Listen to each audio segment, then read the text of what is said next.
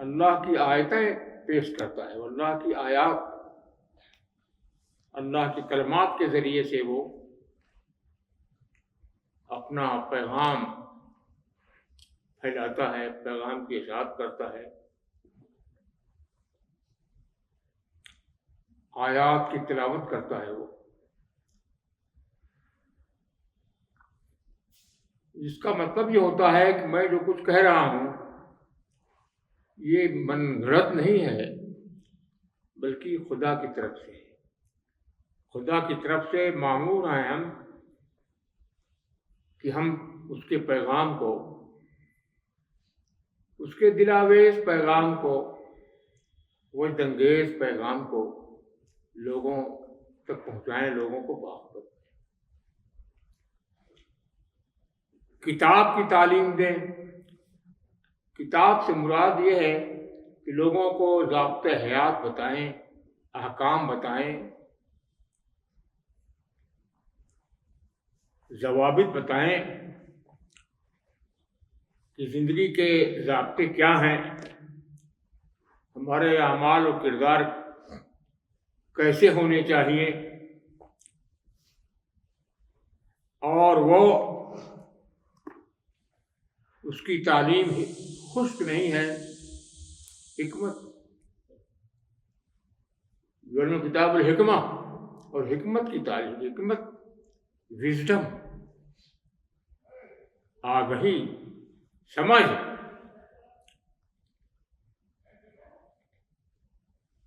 کہ آدمی آگاہ راز ہو جائے،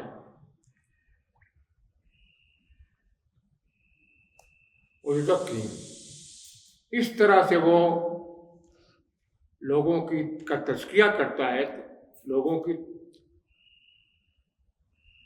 پرفیکشن کا، لوگوں کو کی پرفیکشن کا اہتمام کرتا ہے، ان کی تکمیل کرتا ہے، وہ شخصیت کی، کردار کی تکمیل کرتا ہے، یہ کام کرتا ہے، اور یہی سنت ہے جو چھوڑ گیا ہے پیغمبر، یہی کام ہمیں کرنا ہے۔ کہتے ہیں کہ مکان تو رات بھر میں بن سکتا ہے، لیکن عمر بیت جاتی ہے دل کو دل بنانے میں، عمر بیت جاتی ہے، بہت مشکل کام ہے، لیکن اللہ کا تعاون، اس کی مدد، حمایت شامل ہو تو یہ مشکل آسان ہو جاتی ہے۔ کام جو ہے تکمیل کا ہے، تزکیہ کا ہے۔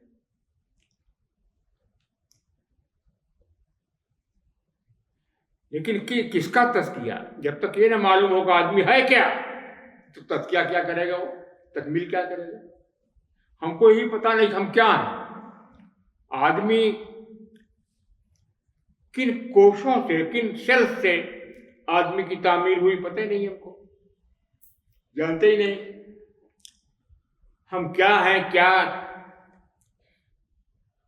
کن سلوں سے ہماری تعمیر ہوئی ہے، ہم جانتے ہی نہیں۔ تو تربیت کا جو سامان ہوگا وہی سے رسمی ہوگا، ہم مطمئن ہوں گے۔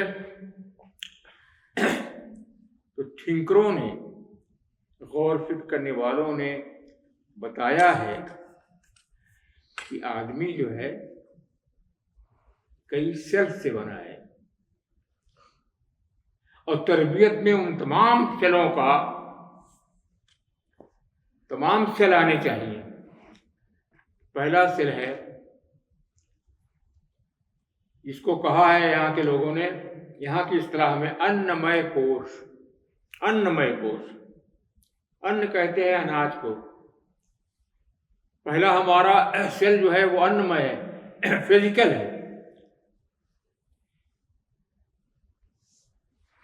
جو ان سے، غذا سے جس کی تعمیر ہوتی ہے، اور انمئے کوش جو ہے یہ حیوانات کے اندر بھی ہے، وہ بھی کھاتے پیتے ہیں، چلتے پھرتے ہیں، بھوک لگتی ہے ان کو، ہاتھ پیر ان کے ہے، انمئے کوش ہے۔ اور دوسرا جو ہے وہ منومئے کوش ہے، انسان کی دوڑ دھوپ صرف کھانے پینے تک نہیں ہے، بلکہ منومय کوش، اس کی کچھ نفسیات ہوتی ہے، کچھ ذوق ہوتا ہے، کچھ شوق ہوتا ہے. صرف کھانا پینا ہی نہیں ہے، منومय کوش.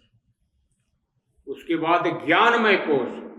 گیانمय کوش کا مطلب یہ ہوتا ہے کہ اس کو عرفان حاصل ہوتا ہے، آگاہی حاصل ہوتی ہے، راز حیات سے وہ باخبر ہوتا ہے، وہ جانتا ہے کہ راز زندگی کیا ہے. گیان، بے خبر نہیں ہوتا، اسے اس اعلیٰ مقام کی خبر ہوتی ہے جس پر اللہ نے اسے رکھا ہے، جس پر اس کی تعمیر کی ہے، اسے باخبر ہوتا ہے. اور اس کے بعد گیانمय کوش کے بعد جانتے ہیں آنندمय کوش ہے. نشاط، ہماری تعمیر جو ہے نشاط بھی اس میں شامل ہے، آنند بھی شامل اس میں، پلیزر شامل. اور ہم کو خبر نہیں ہے تو ہم جب تربیت کرتے ہیں تو اس میں آنند آتا ہی نہیں، نشاط آتا ہی نہیں، جو ہمارے وجود کا اہم حصہ ہے.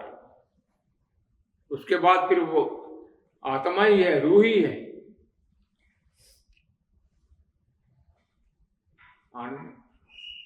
آنند یا نشاط جو وجد انگیز سے ہے، کیا ہے؟ نشاط کیا ہے اور اس کے وجوہ اور اسباب کیا ہیں، ہم کو پتہ ہی نہیں. بلکہ تربیت کے سلسلے میں نشاط آنند کی باتیں نہیں آتی.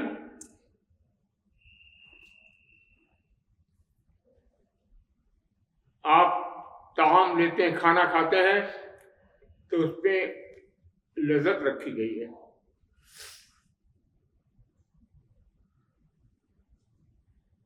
پانی پیتے ہیں تو اس میں شراب ہوتے ہیں تو اس میں ایک لذت رکھی گئی ہے، پیاس بجھتی ہے، ایک تازگی آتی ہے. تو ہماری تربیت کے اندر آنند آتا ہی نہیں، تو یہ ناقص تربیت ہے.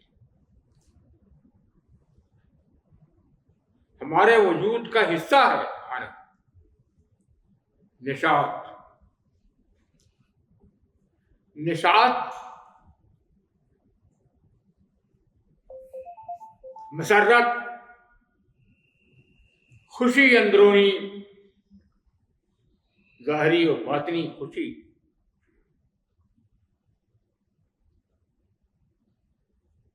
غور فکر کرنے والوں نے کہا ہے کہ پرماتما کا، خدا کا نام جو ہے سب سے زیادہ بڑھ کر بلاس کی چیز ہے، عیش کی چیز ہے. خدا کا نام ہی عیش، اپنے اندر عیش و عشرت رکھتا ہے، بلاس.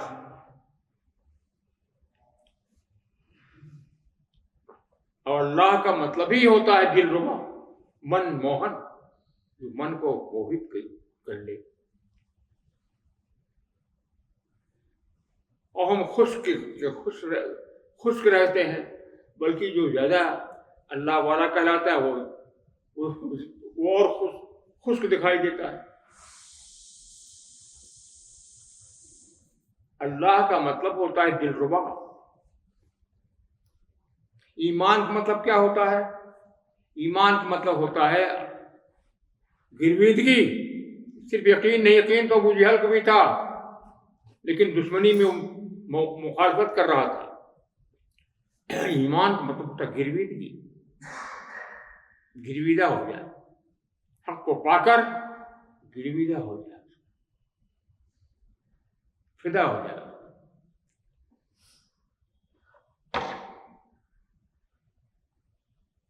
اچھا، ذکر بہت کیا جاتا ہے. ذکر کا مطلب کیا ہوتا ہے جانتے ہیں؟ ذکر کا مطلب ہوتا ہے آگہی، اویئرنیس، آگہی. حیات سے، حیات کے رمز سے، زندگی کے کا جو راز ہے اس سے آپ واقف. تو آنند جو ہے، مسرت جو ہے، یہ ہمارے وجود کا حصہ، اہم حصہ ہے. خوشی و مسرت ہماری زندگی، ہمارے وجود کا اہم حصہ ہے.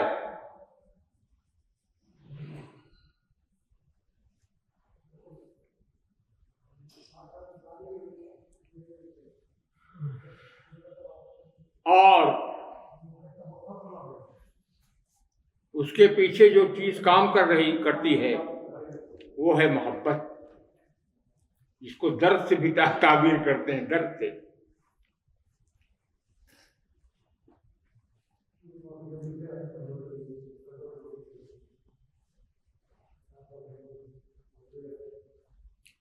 عطار ایک بزرگ گزرے ہیں تو کہتے ہیں کہ کفر کافر رہا و دین دیدار رہا. کافر کفر چاہتا ہے، کفر دے دے، خدا نے دیا بھی ہے موقع کفر کرنے کا. کفر کافر رہا وہ دین دیندار رہا، اور دین دے دے دینداروں کو. ذرہ درد دلے عطار رہا، عطار کے دل کو تو درد کا کوئی ذرہ دے دے، پیڑا، درد.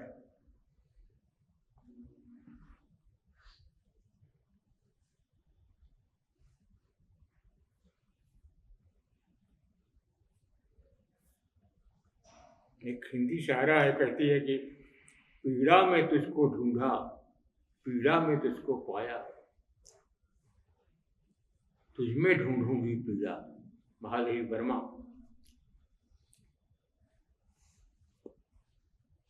کس درد نے، کس محبت کی وجہ سے تو نے ہماری تخلیق کی، ہماری تعمیر کی. تو حضرات، تربیت کے سلسلے میں قرآن جس انداز سے تربیت کرنا چاہتا ہے اس میں کوئی نقص، کوئی خامی نہیں پائی جاتی. جیسا کہ میں نے کہا کہ پہلے تو جس کی تربیت کرنی ہے اس کو سمجھیے کیا ہے وہ. اگر آپ سمجھتے نہیں تو تربیت کیا کریں گے؟ پہلے جانیے کہ ہم کیا ہیں، انسان کیا ہے. تو میں نے عرض کیا کہ انسان کے وجود کے کئی کوش ہیں، سیل سے انسان بنا ہے. پہلا ہے انمے کوش. انمے کوش مطلب جو غذا سے پلتا ہے جسم، یہ ہے جسم رکھتے ہیں. اور پھر منومے کوش، ہماری کوئی ذوق ہوگا، کوئی شوق ہوگا، کوئی نفسیات ہوگی نا. انہیں ہمیں حیوان میں کیا فرق ہوگا؟ پھر گیان میں کوش، ہم باخبر ہوں گے، بے خبر نہیں ہوں گے، راز آشنا ہوں گے. ہم کو معلوم ہوگا کس منصوبے نے ہم کو جنم دیا ہے، ہماری منزل کہاں ہے، یہ دنیا میں جو پڑاؤ ہمارا ہے کس لیے ہے، آگے ہم کو بڑھنا ہے. ہم کو سب معلوم ہونا چاہیے کس منصوبے کے تحت سب ہم کو یہاں دنیا میں ایک مدت کچھ سالوں تک رکھا گیا ہے، اور پھر ہم کو آگے بڑھنا پڑتا ہے.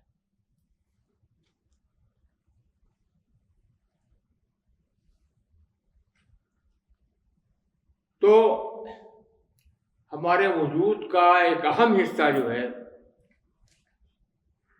وہ نشاط ہے، آنند ہے، خوشی ہے، مسرت ہے، صرف خوف نہیں، اندیشہ نہیں۔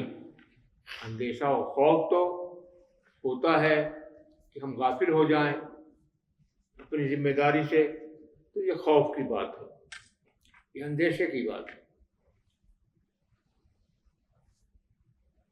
تو ہماری تربیت میں، ہمارے وجود میں نشاط، جسے آنند کہتے ہیں، یہ اہم حصہ ہے۔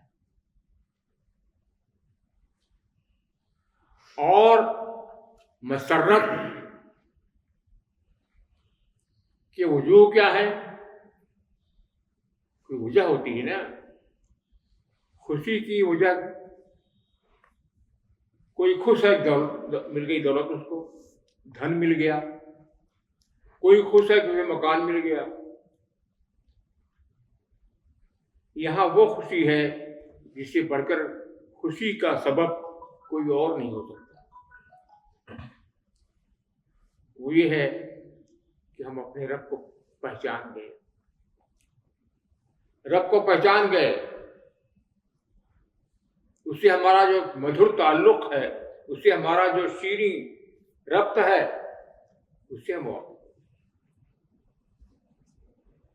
تو ہماری زندگی اس کی وجہ سے، ہماری زندگی وجد انگیز بن جاتی ہے، خشک نہیں رہتی۔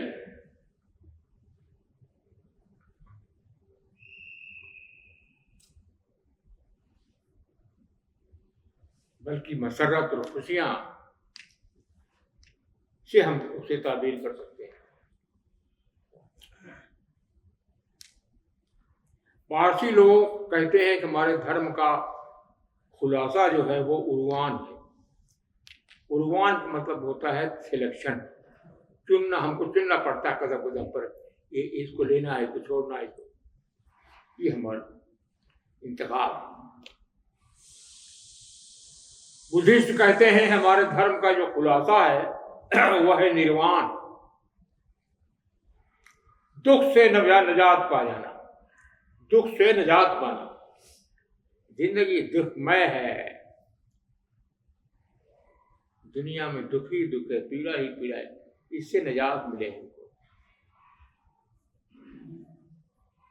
گرفتار جو قید میں ہے، جیل میں ہے، وہ چاہتا ہے کہ جیل سے رہا ہم ہوں، باہر کی دنیا میں ہم چلیں پھریں۔ تو کہتے ہیں کہ نروان جو ہے، دکھ سے نجات پانا، یہ ہمارے دھرم کا نچوڑ ہے۔ جینی کہتے ہیں کہ ہمارے دھرم کا نچوڑ جو ہے وہ کیول ہے۔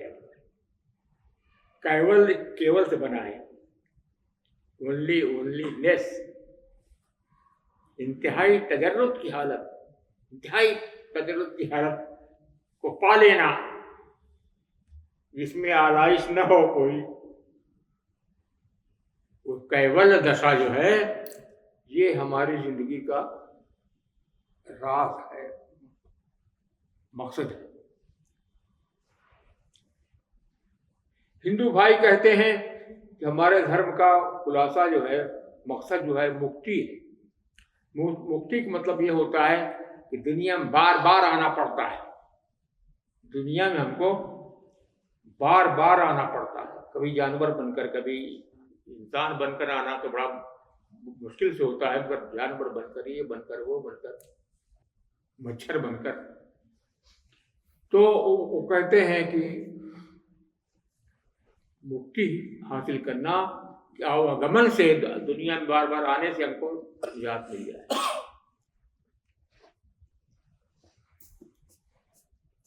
اب اگر ہم سے کوئی پوچھے کہ بھائی ان کے یہاں تو کیول ہے، ان کے یہاں نروان ہے، ان کے یہاں عنوان ہے، آپ کے یہاں کیا ہے، تو ہم کیا جواب دیں گے؟ جواب اسی سطح کا ہونا چاہیے، ہے نا، حکیمانہ۔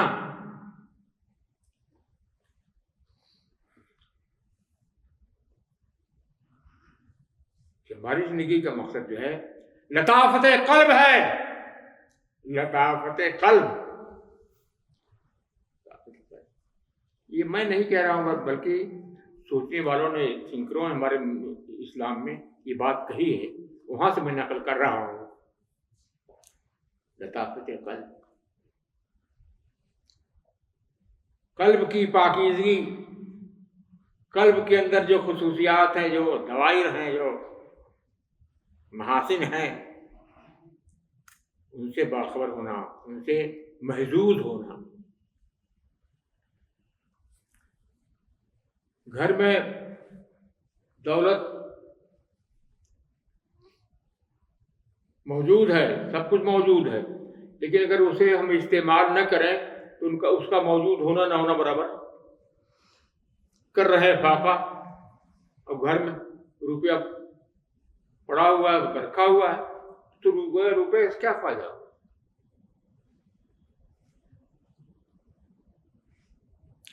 تو ہم کو خدا نے رچ بنایا ہے، افلاس زدہ نہیں بنایا ہے. ہمارے وجود کا حصہ ہے نشان آنا، اور نہ تربیت میں اس کی بات آتی ہے، نہ کسی اور موقع میں اس کی بات آتی ہے. تو ہماری خشکی دور کیسے؟ روایت میں آتا ہے کہ حضور جب معراج میں گئے، سب نے استقبال کیا، سب نے ہنسی خوشی کا اظہار کیا آپ کی تشریف آوری پر، لیکن ایک شخص جو ہے اس نے کوئی خوشی ظاہر نہیں کی، اس کے چہرے پر مسرت کی کوئی ریکھا، کوئی لکیر نہیں نمایاں ہوئی. تو حضور نے جبریل سے پوچھا کہ کیا بات ہے کہ جتنے ملے ہنسی خوشی سے ملے، سب نے استقبال کیا، ویلکم کیا، ان کی خشکی کی کیا وجہ ہے؟ ارے کہا ہے دوزخ کا داروغہ ہے، اس کو ہنسی خوشی سے کیا مطلب؟ تو دوزخ کا آدمی ہے، بہت ذمہ دار، اسے ہنسی خوشی سے کیا مطلب ہے؟ تو ہم کو جو دین ملا ہے وہ نشاط انگیز ہے، آنند مے ہے. تو بزرگوں نے کہا ہے کہ آدمی کی تعمیر ہوئی ہے، ساخت جسے کہتے ہیں، وہ ہے ایک پہلا تو ہے ان میں. ان کہتے ہیں اناج کو، گلے، یعنی جس مارل پر آپ جو پلتا ہے وہ غذا سے پلتا ہے، کھانے سے، پینے سے. اس کے بعد دوسرا سیل جو ہے وہ کوش، دوسرا سیل جو ہے وہ ہے منومے کوش. وہ ہماری جو ذوق شوق ہے، نفسیات ہے، وہ ہے. ہم کچھ نفسیات رکھتے ہیں، ہم کچھ ذوق رکھتے ہیں، ہم کچھ شوق رکھتے ہیں. یہ اگر نہیں ہے تو ہم پتھر ہیں. اور پھر اس کے بعد گیان مئی کوش. تو ہمارا وجود جو ہے ایک تو فزیکل ہے، اس کے بعد دوسرا جو ہے وہ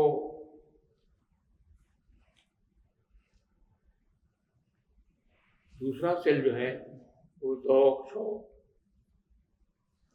منومئی جسے کہا گیا وہ ہے. اگر یہ نہیں ہے تو ہم حیوان کی سطح پر جی رہے ہیں. حیوان تجزیہ نہیں کرتا، بس گھاس پھوس کھانے ملے، پیاس لگے پانی ملے، بس یہی اس کی ضرورت ہے، حیوان ہے. تو ہم انسان ہو کر بھی حیوان کی سطح پر جیے، یہ بڑی بدنصیبی کی بات ہے، افسوس کی بات ہے. فزیکل وجود تو ہے، لیکن اس کے علاوہ ہم کچھ اور ہیں، وہ ہماری نفسیات، اور نفسیات نہایت اعلیٰ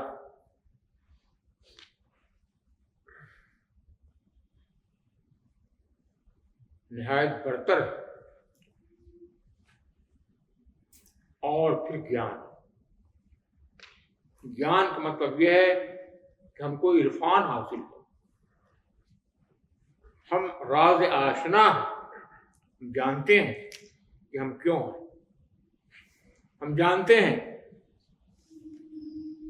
کہ اس رب سے ہمارا تعلق ہے، اس رب کا نام ہماری زبان پہ آتا ہے جو سب سے بڑا بلاس ہے، سب سے بڑھ کر عیش ہے. اور یہاں حال یہ ہے کہ ہم بھی کیا یاد رکھیں گے کہ خدا رکھتے ہیں اور زندگی افلاس زدہ ہو، پر امید نہ ہو. زندگی کی تجزیہ کیجیے، سم تھنگ ٹو بی کچھ ہونا، سم تھنگ ٹو ڈو کچھ کرنا، کچھ اعمال ہمارے ہوں، کردار کچھ ہو. اور تیسرا ہے سم تھنگ ٹو ہوپ، کچھ امید رکھنا. اس سے زندگی تعمیر ہوتی ہے. کچھ زندگی میں ہوپ ہو، امید ہو. اور جس ہوپ کی خبر قرآن نے دی ہے اس سے بڑھ کر خوش آئند وجدانگیز ہوپ اور امید کوئی نہیں ہو سکتی. وہ ہے جنت الفردوس، خدا کا قرب، دیدار حق ہے. جب خدا پردہ ہٹا دے گا تو تب معلوم ہوگا کہ جنت پوچھے گا کہ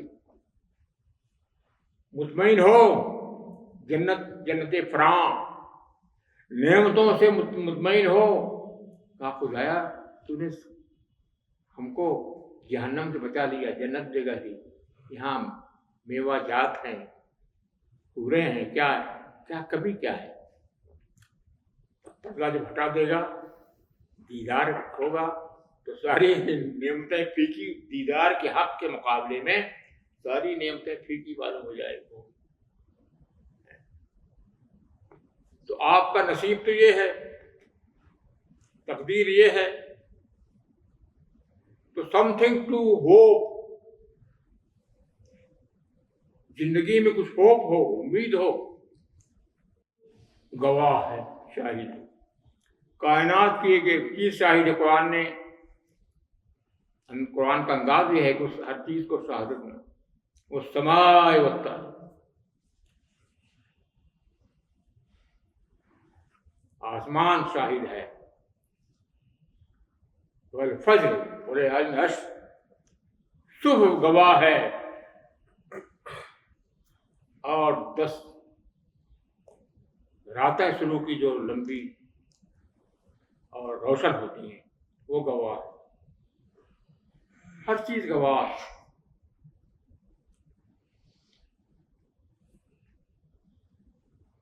جب تک یہاں کی نعمتوں کا استعمال کرتے ہوئے آپ یہ نہ سمجھیں کہ جنت میں جو استعمال کریں گے اس کا ریہرسل ہے، اس کا یہ ریہرسل ہے، تب تک آپ کی نعمتیں وغیرہ سب ایسے ہی ہیں. چنانچہ جنت سے لطف اندوز ہوں گے تو کہیں گے ہم کو دنیا میں بھی یہ چیز ملی تھی.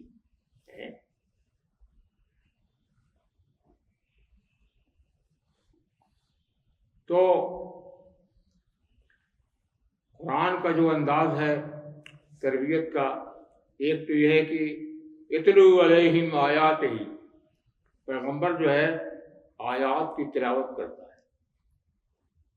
کہ ہم جو کچھ کہہ رہے ہیں وہ من گھڑت نہیں ہے، وہ خدا کی طرف سے ہے. وَيُعَلِّمُ الْكِتَابَ وَالْحِکْمَةَ، اور پیغمبر کتاب کی تعلیم دیتا ہے. کتاب مطلب احکام، ضابطہ، قواعد، اصول.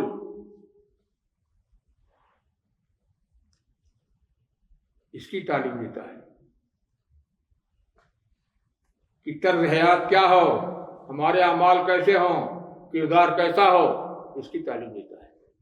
اور یہی نہیں، سب سے بڑی بات یہ ہے والحکمہ، وزڈم کی تعلیم دیتا ہے, حکمت کی تعلیم دیتا ہے. قرآن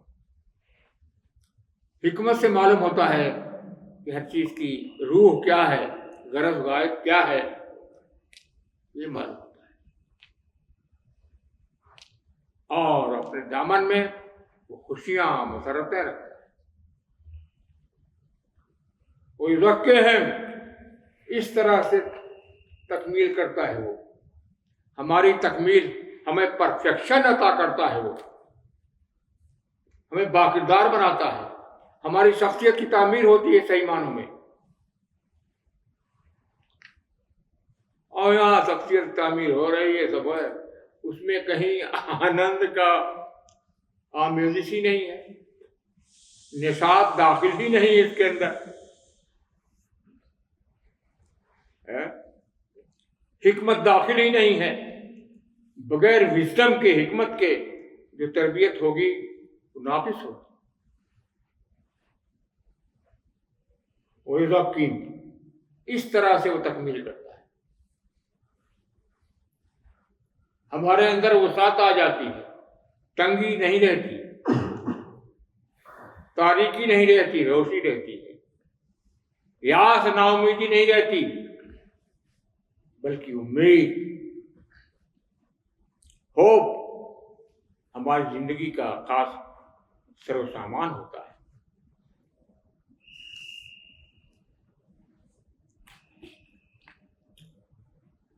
ہم جس پیغام کو لے کر اٹھے ہیں, جو خاکہ ہمارے سامنے تربیت کا ہے, وہ نہایت اعلیٰ ہے. وہ پیغام نہایت برتر ہے.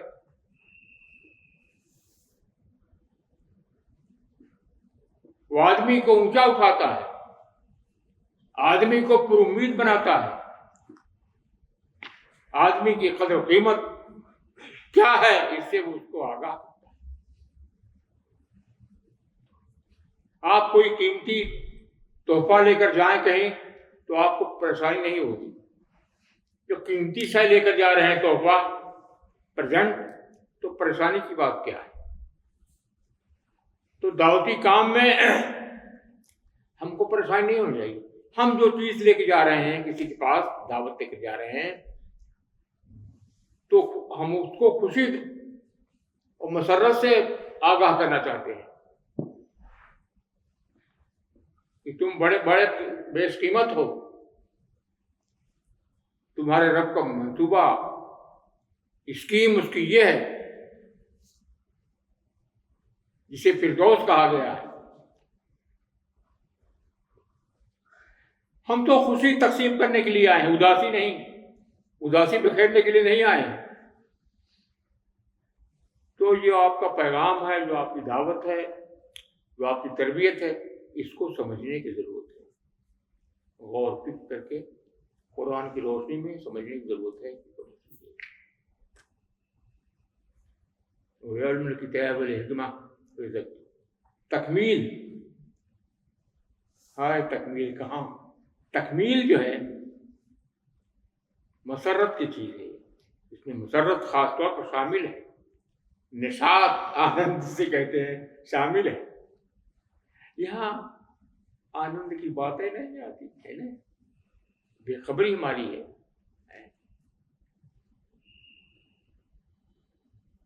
تو انمائے کوش جو ہے, فزیکل وجود جو, اسی کی بات چلتی ہے. نفسیات, ذوق شوق کی باتیں نہیں آتی, منومय کی باتیں نہیں آتی.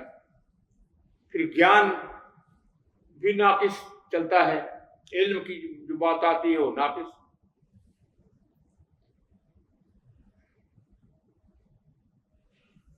اور پھر جو تکمیل ہے, پرفیکشن ہے, اس کی باتیں نہیں آتی. یہ ساری چیزیں ہوتی ہیں. پرفیکشن حاصل ہو نہیں سکتا, تکمیل ہو نہیں سکتا, حاصل ہو نہیں سکتی جب تک کہ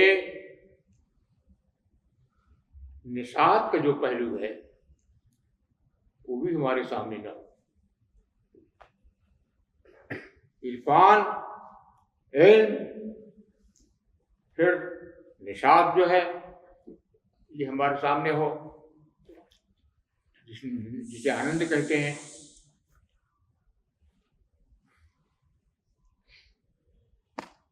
اس کے بعد تب آتما سے بھیٹ ہوتی ہے، تب ہم روح کے سطح پر جینے لگتے ہیں. روح کی سطح پر جینا، ابھی تک جسم کی سطح پر جی رہے ہیں. جس سطح پر جانور جیتے ہیں، جسم کی سطح پر جینا جو ہے جینا نہیں ہے. جسم کی سطح پر جیئیں گے تو انفاق خرچ کرنے میں، سخاوت فیاضی میں ہم کو تکلیف ہوگی. دینے میں، جب تک دینے میں، لینے کے مقابلے دینے میں لذت بڑھ جائے تو سمجھیے بات بن رہی ہے. دینے میں لذت، خوشی دینے میں.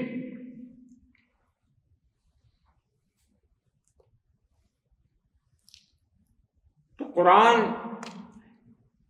ایسی کتاب ہے جو تدبر پر زور دیتا ہے.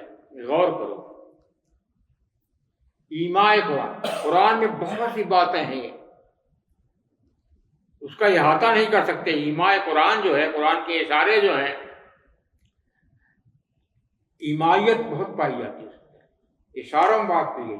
اچھا ایسا کیوں کیا گیا؟ اس لیے کیا گیا کہ اگر راز کی باتیں کھول کر بیان کی جائیں تو بہت سے لوگ منہ اٹھا کر ان کی سطح سے اوپر کی چیز ہوگی. اس لیے ایسا انداز اختیار کیا کہ جو تدبر کرے، غور کرے گا، جو اہل ہوگا وہ پا لے گا. ہمارا فرض ہے کہ ہم قرآن کے رموز کو، اس کی ایمائیت کو پائیں، حاصل کریں، سمجھیں اور پھر اسے قابل فہم بنا کر لوگوں کے سامنے پیش کریں. یہ ہمارا فرض ہوتا ہے. اور یہ کچھ مشکل نہیں، مشکل ہے مگر کچھ مشکل نہیں ہے اگر آپ حوصلہ رکھتے ہیں،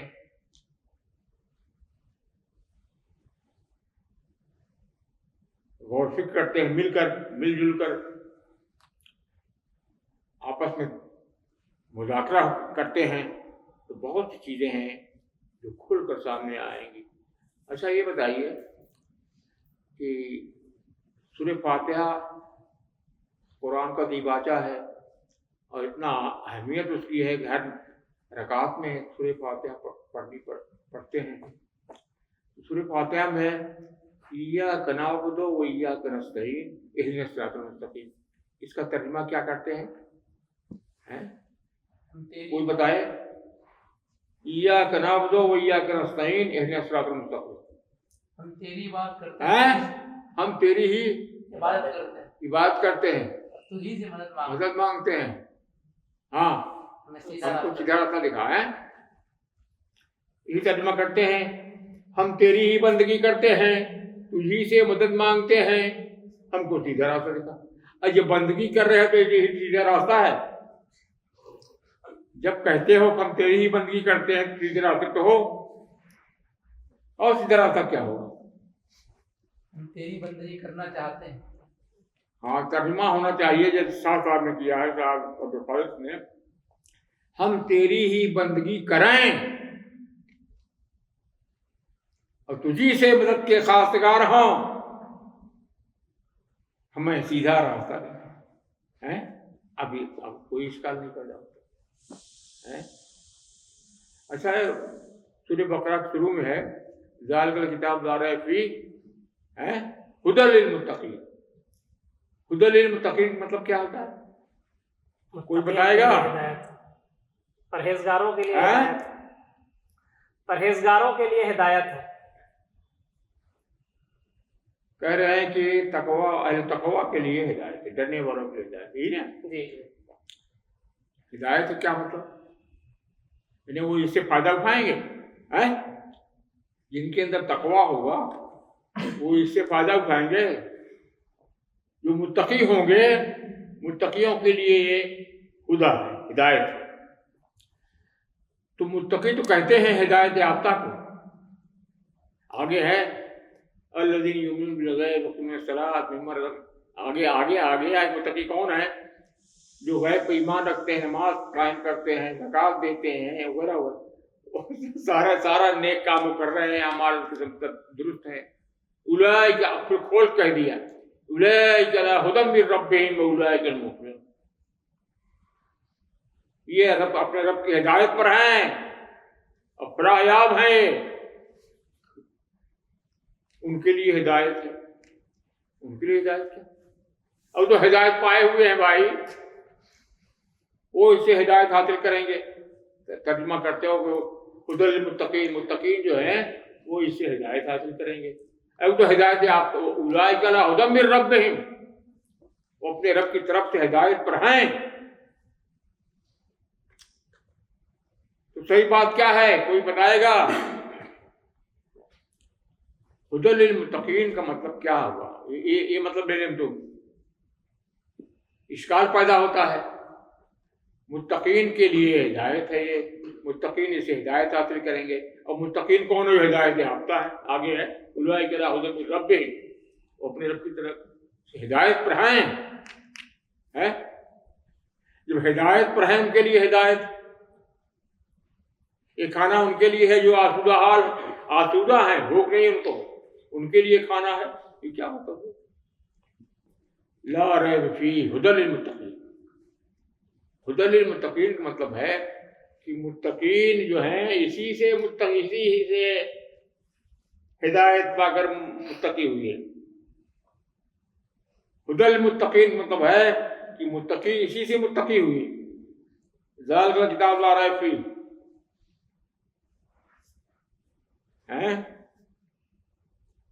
ذالک الکتاب لا ریب، یہ کتاب ہے اس میں کوئی شک شبہ نہیں ہے، اور متقی جو ہے متقی ہوئے اسی سے فیض یاب ہو کر، یہ مطلب ہے، نہ کہ متقی سے فائدہ اٹھائیں گے۔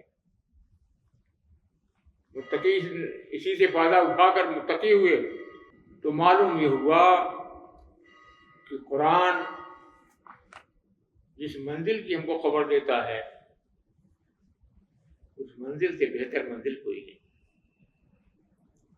قرآن جس راستے کی ہم کو تعلیم دیتا ہے اس سے بہتر نشاط انگیز کوئی راستہ نہیں۔ قرآن جو پیغام ہم کو دیتا ہے، جو خبر دیتا ہے ہم کو، ہمارے مستقبل کا جو نقشہ کھینچتا ہے، اس سے بڑھ کر دلکش، دلاویز، وجد انگیز کوئی نقشہ نہیں ہوتا۔ سمجھنے کی ضرورت ہے۔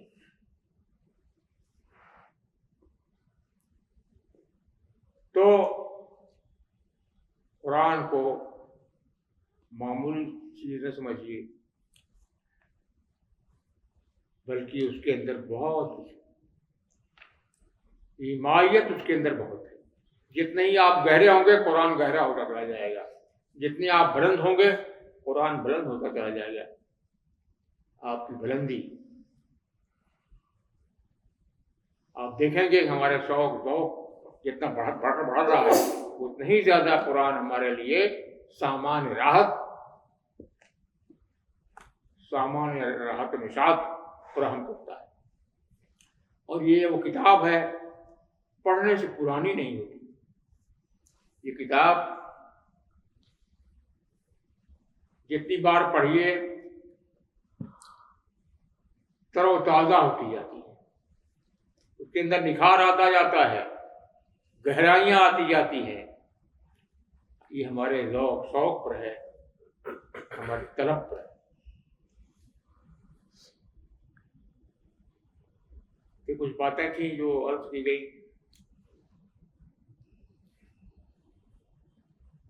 ہمیں امید ہے کہ اس پہلو سے خدا کی اس بخشی ہوئی نعمت سے فائدہ اٹھائیں گے، اور اس کا جو پیغام نشاط انگیز ہے اس پیغام کو لے کر اپنے عام طور پر لوگوں کے جو پیغام ہوتا ہے وہ دنیوی فائدے کے لیے ہوتا ہے کہ ایسا کیجیے تو ایسا ہو جائے گا، ایسا ہو جائے گا، اور یہ پیغام آپ کا ہے دائمی نشاط، دائمی فراغ وابستہ اس سے ہے، شخصی اجتماعی दुनियावी और उखरवी हर फलाह हर भलाई इससे वाबस्ता है। ये बड़ी चीज़ है। आपके पास ऐसी चीज़ है जो दुनिया में किसी के पास नहीं है।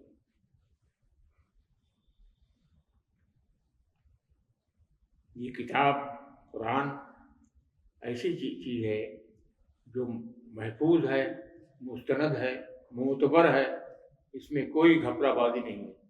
और किताबें जो हैं लोगों ने उसमें मिला दिया और बहुत कुछ घटा बढ़ा दिया, लोगों की ख्वाहिशात उसके अंदर दाखिल हो गई, इसलिए उनमें हीरे जवाहरात भी हैं, लेकिन उसके अंदर कंकड़ पत्थर भी आ गए। लेकिन ये किताब जो है हम पर है कि हम इससे फायदा उठाएं कि बिल्कुल महफूज मुस्तनद मोतबर शक्ल में हम तक ये किताब पहुंची, हम तक किताब पहुंची मोतबर जरिया से, मोतबर शक्ल। इसलिए इसकी हम कदर करें, इसको समझें, मुज़ाकरा करें और इसकी हिमायत को, इसके इशारे को भी समझें हम, और जो अल्फाज में बयान हुआ है उसको भी समझें, और अपनी डायरी में अपनी याफ्त को मुताले का जो याफ्त है अपनी डायरी में नोट करें, अपने साथियों को, अपने रफ़ाकों से बाखबर करें, तो फिर आपकी ज़िंदगी है और आप सही मानों में आप रहनुमाई का फर्ज भी अंजाम दे सकते हैं। हम खुद ही महजूज न हो, हम खुद ही फायदा न उठाएं, तो दूसरों को क्या हम तालीम देंगे कि वो इससे फायदा उठाएं और इससे अपने को रिच करें। इफलास दूर हो, फिक्री इफलास, जहनी इफलास, कल्बी इफलास सब दूर हो, निशात ही निशात, जिंदगी निशात अंगेज बन जाए। यहाँ तक के हम खुशियाँ बांटें, बजाय उदासी के खुशियाँ तकसीम करने के लिए खड़े हों। मसर्रत